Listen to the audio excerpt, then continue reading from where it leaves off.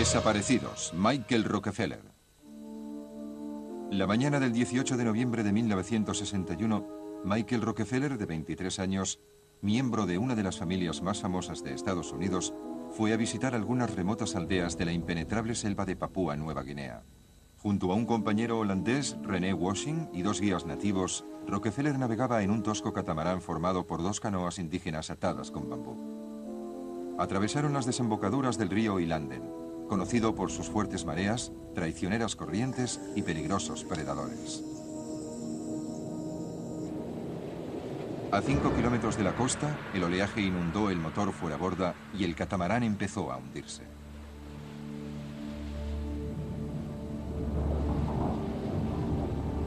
Los nativos fueron nadando a buscar ayuda, mientras Rockefeller y Washing se quedaron en la embarcación que se hundía lentamente. Al día siguiente, Washing fue encontrado sujeto a la canoa, pero no había señales de Michael Rockefeller. El joven heredero de 23 años había desaparecido sin dejar rastro.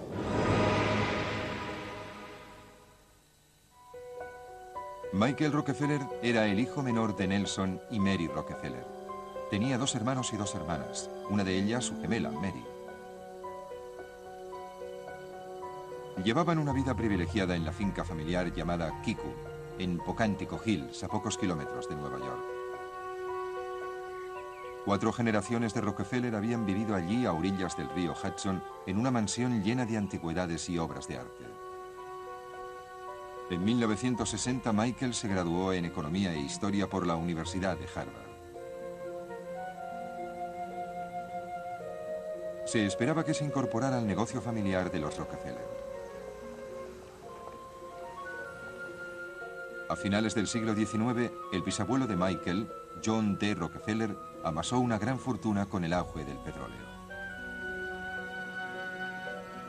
Fundó la Standard Oil Company en los campos petroleros de Cleveland y en 1890 producía el 75% del petróleo de Estados Unidos. Durante toda su vida laboral, Rockefeller había donado parte de sus beneficios a la Iglesia y las sociedades benéficas.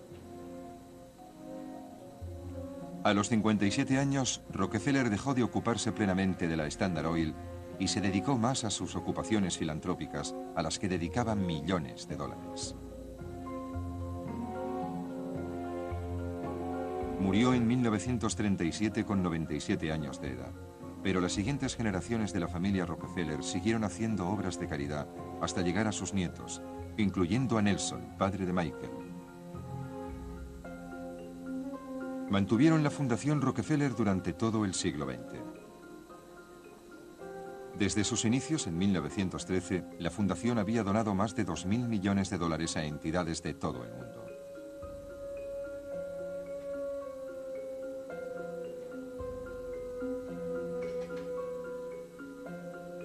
Colaboraban generosamente con museos, galerías de arte, hospitales, universidades, teatros y orquestas.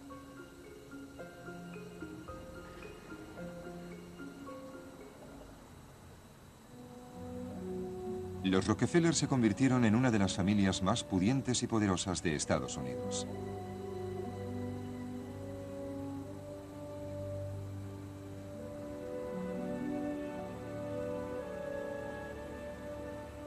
En los años 30 regalaron un monumento Art Deco a la ciudad de Nueva York, el Centro Rockefeller, en el corazón de Manhattan, donde siguieron con su labor. En 1958, Nelson fue elegido gobernador de Nueva York. En 1974 fue nombrado vicepresidente de Estados Unidos de Norteamérica bajo el mandato de Gerald Ford. For do solemnly swear that I will faithfully execute the office of President of the United States. The office of President of the United States. Pero el hijo menor de Nelson, Michael, no estaba interesado ni en los negocios ni en la política. Quería ser juzgado por sí mismo, no por su apellido. En la primavera de 1961 se unió a un equipo de la Universidad de Harvard para realizar un documental sobre las tribus de Nueva Guinea. Era uno de los lugares más aislados de la Tierra, una isla de 2.500 kilómetros de selvas, pantanos y montañas entre Australia y el Ecuador.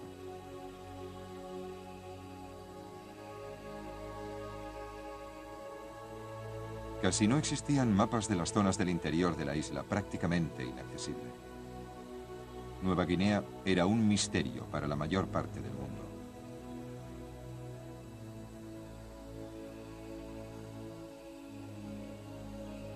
Abundaban los ríos y las cascadas, y para la expedición, los canales y los ríos que fluían por el interior eran los principales accesos. Las canoas de troncos eran su medio de transporte.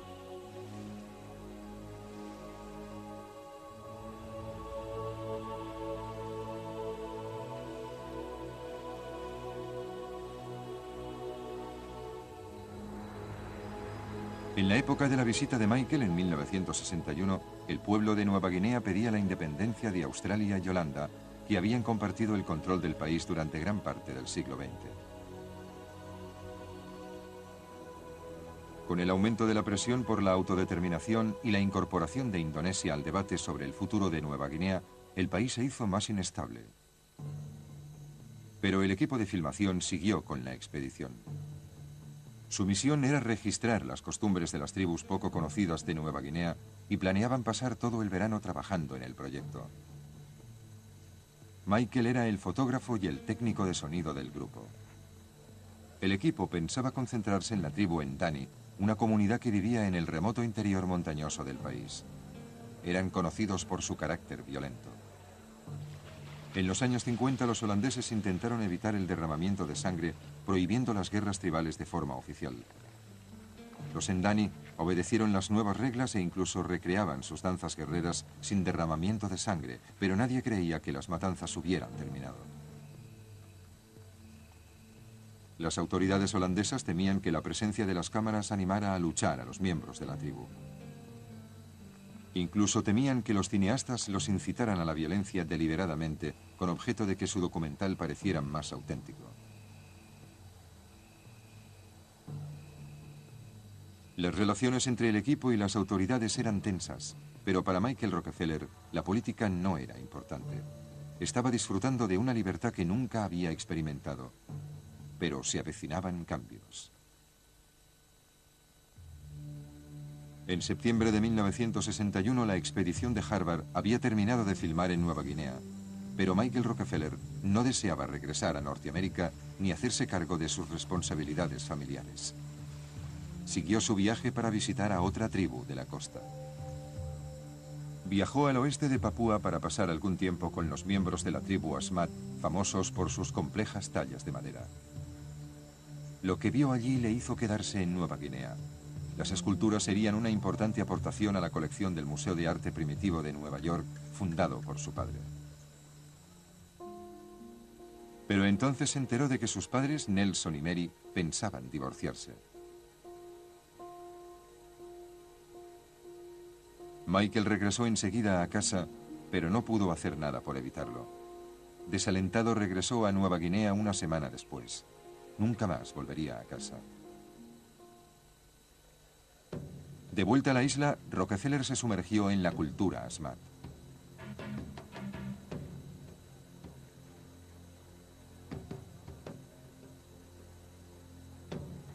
Vivía con la tribu, compartía su comida y sus costumbres y grababa sus antiguos rituales.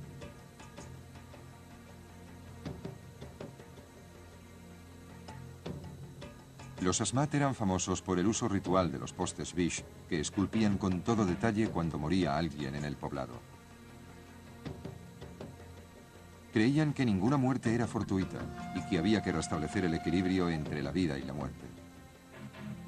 La muerte podía ser atribuida a alguien y había que vengarla. Antes de que las autoridades holandesas prohibieran las guerras tribales, iban a la caza de cabezas para aplacar a los espíritus. Cuando cortaban una cabeza, la colocaban sobre un poste Bish para que todos la vieran.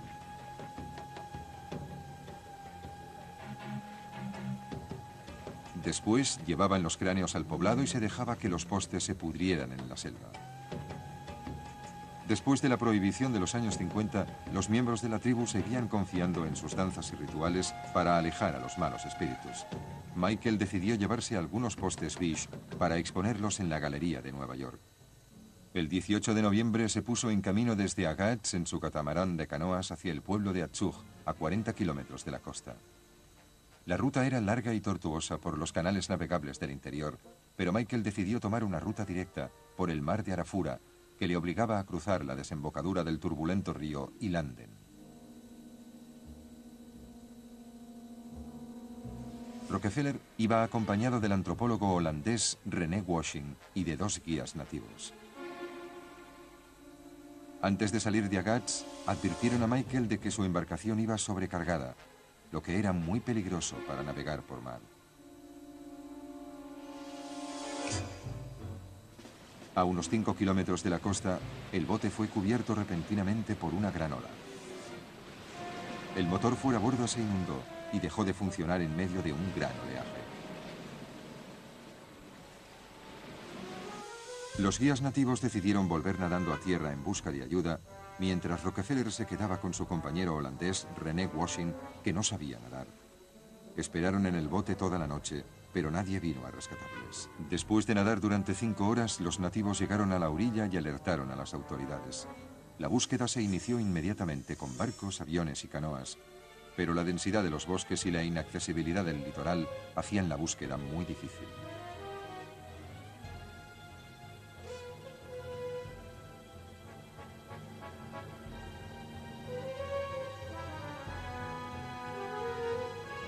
Los nativos registraron los campos sin hallarles.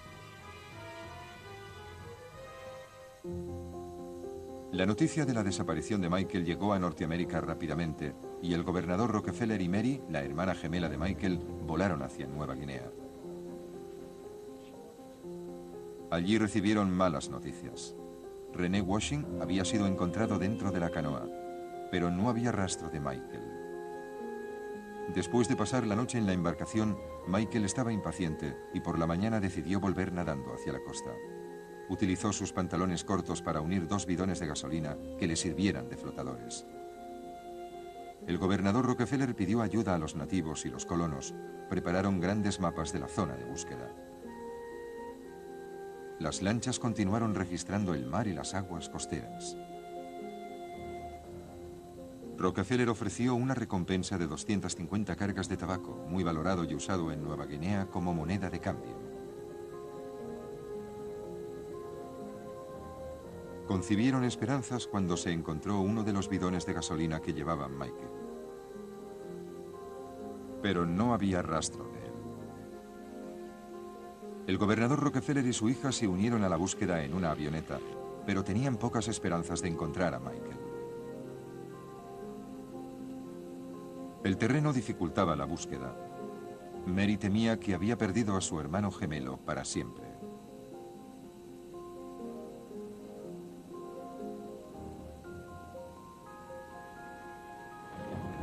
El 29 de noviembre, con la llegada de los primeros monzones, los atribulados Rockefeller se rindieron y regresaron a Estados Unidos después de 10 días de infructuosa búsqueda.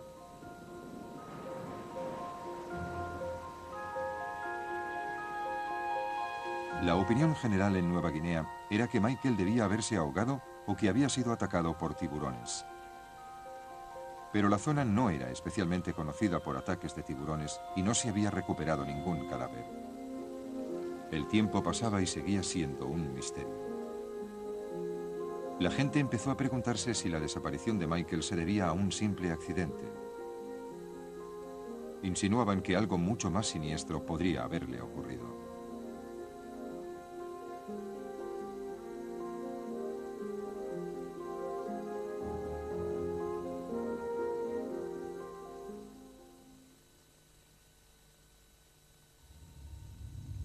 Con el paso de los años aumentaron las especulaciones sobre la desaparición de Michael Rockefeller ocurrida en Nueva Guinea en 1961. A pesar de la exhaustiva búsqueda, su cuerpo nunca fue encontrado. Se rumoreaba que había sido capturado por una de las tribus en guerra y que lo veneraban como a un dios blanco, o que había decidido desaparecer y estaba viviendo entre los nativos de un poblado escondido en el interior. Su padre, el gobernador Rockefeller, esperaba que fuera así y que finalmente encontrarían a Michael viviendo con una familia papú. Sin embargo, la versión oficial de los hechos sostenía que Michael se había ahogado. 8 años después, en 1969, incluso el gobernador parecía convencido de la muerte de su hijo y donó la colección de arte primitivo de Michael al Museo Metropolitano.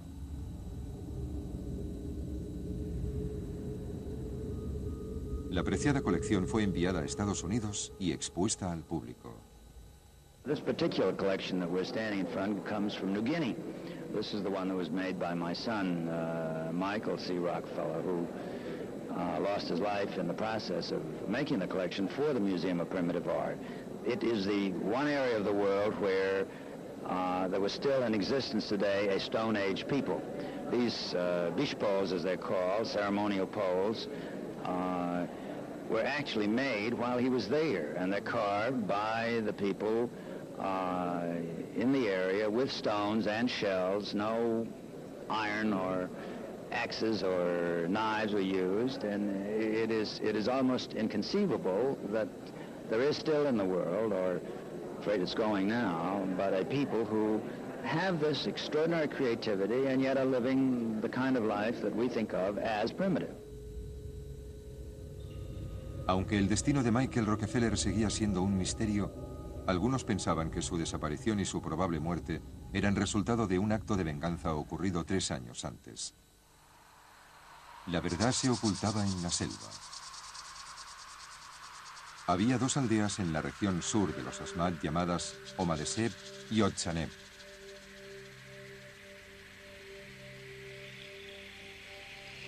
Los habitantes habían luchado violentamente entre ellos durante años. La guerra llegó a su momento álgido a finales de los 50 y cientos de hombres, mujeres y niños fueron asesinados o heridos a pesar de los intentos de los misioneros europeos por ayudarles. Las aldeas fueron pasto de las llamas y las casas quedaron arrasadas. A uno de los puestos costeros solo regresaron 24 hombres. El grupo constaba al principio de 124. En esos momentos, las autoridades holandesas intentaban establecer la paz en las tierras interiores y acabar con las guerras tribales que dificultaban su mandato en el país. Las autoridades holandesas y los miembros de las tribus nativas estaban enzarzados en una guerra diplomática por el gobierno del país. En febrero de 1958, un oficial de policía holandés sin experiencia fue enviado a realizar un control de rutina a la aldea Otchaneb.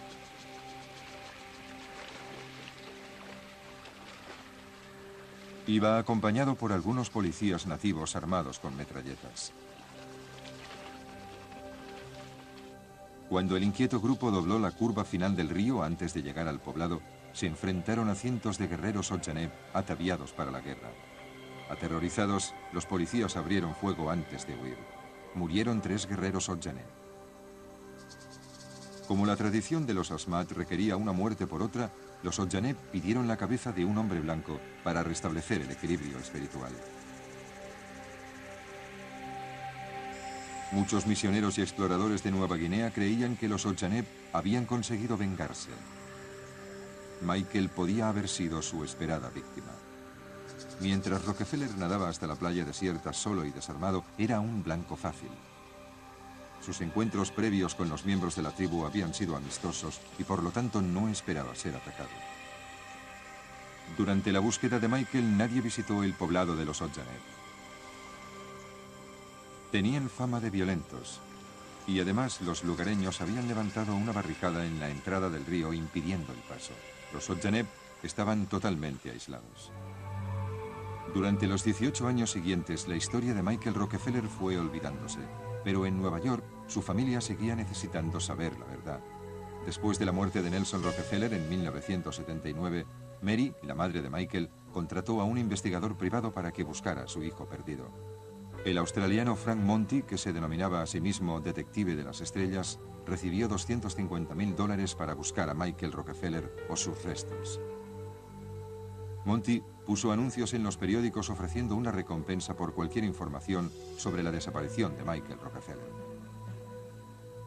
En octubre de 1979, 18 años después de la desaparición de Michael, las investigaciones de Monty lo llevaron a Foz, una pequeña aldea en la cabecera del río Ilanden, en Nueva Guinea. Allí hizo un trato con el jefe del poblado y le cambió una de sus lanchas fuera borda por 3 cráneos. Los cráneos de los únicos hombres blancos a quienes había matado la tribu.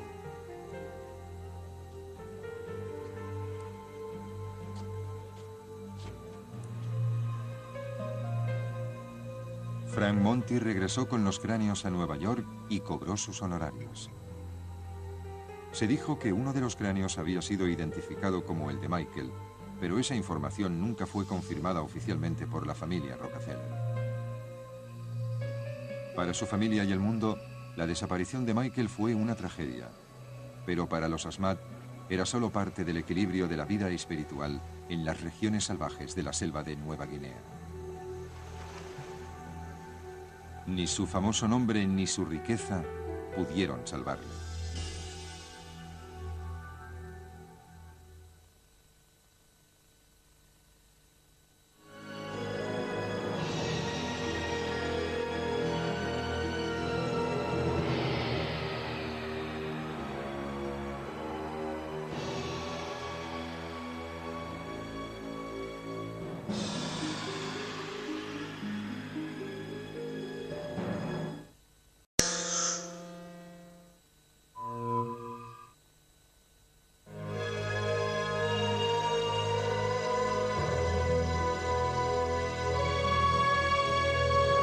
Desaparecidos, Michael Rockefeller.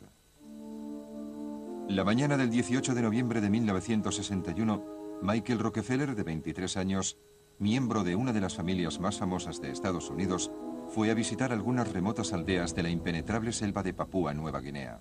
Junto a un compañero holandés, René Washing, y 2 guías nativos, Rockefeller navegaba en un tosco catamarán formado por 2 canoas indígenas atadas con bambú. Atravesaron las desembocaduras del río Ilanden, conocido por sus fuertes mareas, traicioneras corrientes y peligrosos predadores. A 5 kilómetros de la costa, el oleaje inundó el motor fuera borda y el catamarán empezó a hundirse.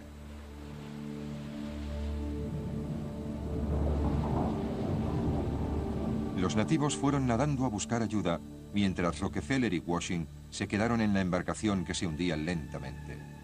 Al día siguiente, Washing fue encontrado sujeto a la canoa, pero no había señales de Michael Rockefeller. El joven heredero de 23 años había desaparecido sin dejar rastro.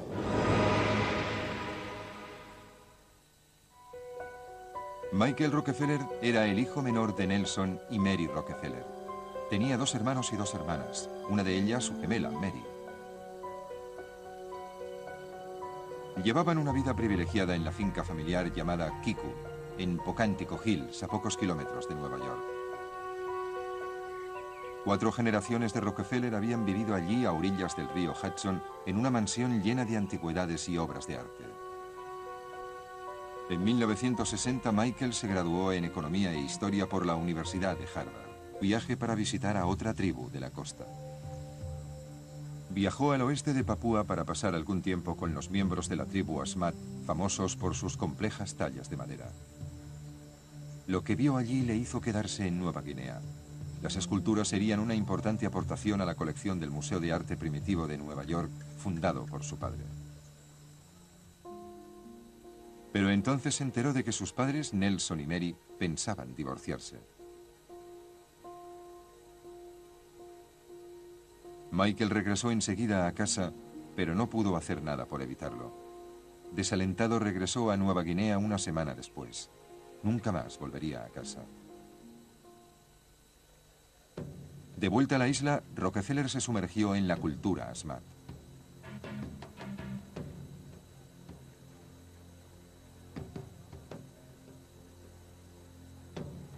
Vivía con la tribu, compartía su comida y sus costumbres y grababa sus antiguos rituales.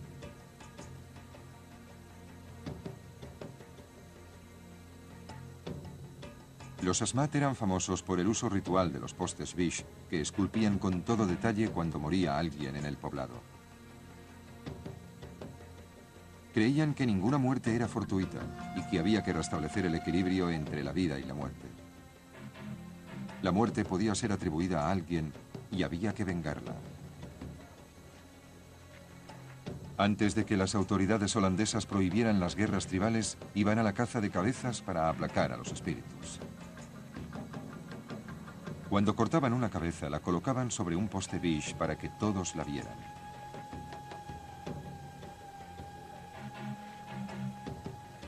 Después llevaban los cráneos al poblado y se dejaba que los postes se pudrieran en la selva. De la visita de Michael en 1961, el pueblo de Nueva Guinea pedía la independencia de Australia y Holanda, que habían compartido el control del país durante gran parte del siglo XX. Con el aumento de la presión por la autodeterminación y la incorporación de Indonesia al debate sobre el futuro de Nueva Guinea, el país se hizo más inestable. Pero el equipo de filmación siguió con la expedición. Su misión era registrar las costumbres de las tribus poco conocidas de Nueva Guinea y planeaban pasar todo el verano trabajando en el proyecto. Michael era el fotógrafo y el técnico de sonido del grupo. El equipo pensaba concentrarse en la tribu Ndani, una comunidad que vivía en el remoto interior montañoso del país. Eran conocidos por su carácter violento. En los años 50 los holandeses intentaron evitar el derramamiento de sangre, prohibiendo las guerras tribales de forma oficial.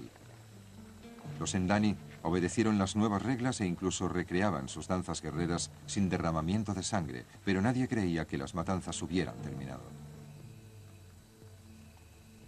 Las autoridades holandesas temían que la presencia de las cámaras animara a luchar a los miembros de la tribu. Incluso temían que los cineastas los incitaran a la violencia deliberadamente, con objeto de que su documental pareciera más auténtico. Las relaciones entre el equipo y las autoridades eran tensas, pero para Michael Rockefeller la política no era importante. Estaba disfrutando de una libertad que nunca había experimentado, pero se avecinaban cambios. En septiembre de 1961 la expedición de Harvard había terminado de filmar en Nueva Guinea, pero Michael Rockefeller no deseaba regresar a Norteamérica ni hacerse cargo de sus responsabilidades familiares. Siguió su... Se esperaba que se incorporara al negocio familiar de los Rockefeller. A finales del siglo XIX, el bisabuelo de Michael, John D. Rockefeller, amasó una gran fortuna con el auge del petróleo.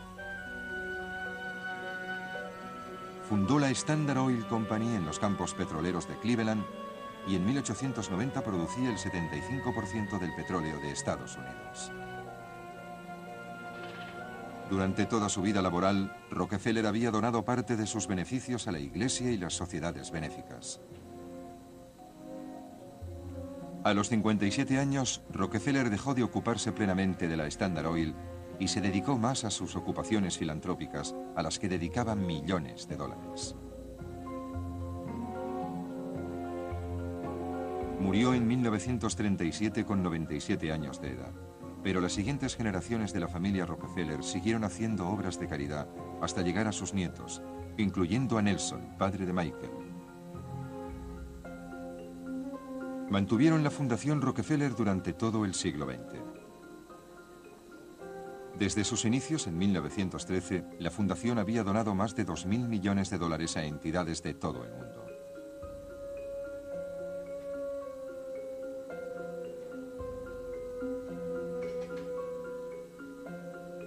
Colaboraban generosamente con museos, galerías de arte, hospitales, universidades, teatros y orquestas.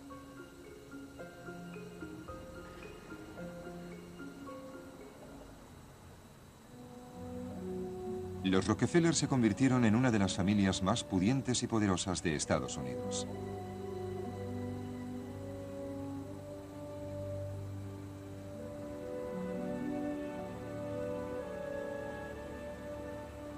En los años 30 regalaron un monumento Art Deco a la ciudad de Nueva York, el Centro Rockefeller, en el corazón de Manhattan, donde siguieron con su labor. En 1958 Nelson fue elegido gobernador de Nueva York. En 1974 fue nombrado vicepresidente de Estados Unidos de Norteamérica bajo el mandato de Gerald Ford. For do solemnly swear That I will faithfully execute that I will faithfully execute the office of President of the United States the office of President of the United States Pero el hijo menor de Nelson, Michael, no estaba interesado ni en los negocios ni en la política. Quería ser juzgado por sí mismo, no por su apellido. En la primavera de 1961 se unió a un equipo de la Universidad de Harvard para realizar un documental sobre las tribus de Nueva Guinea. Era uno de los lugares más aislados de la Tierra, una isla de 2.500 kilómetros de selvas, pantanos y montañas entre Australia y el Ecuador.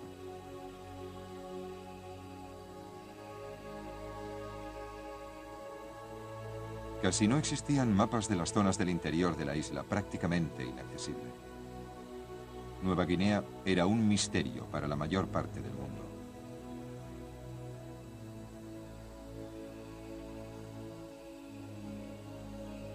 Abundaban los ríos y las cascadas, y para la expedición, los canales y los ríos que fluían por el interior eran los principales accesos.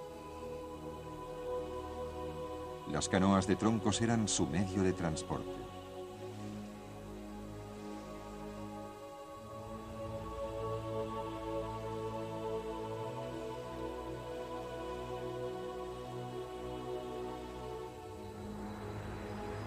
En la época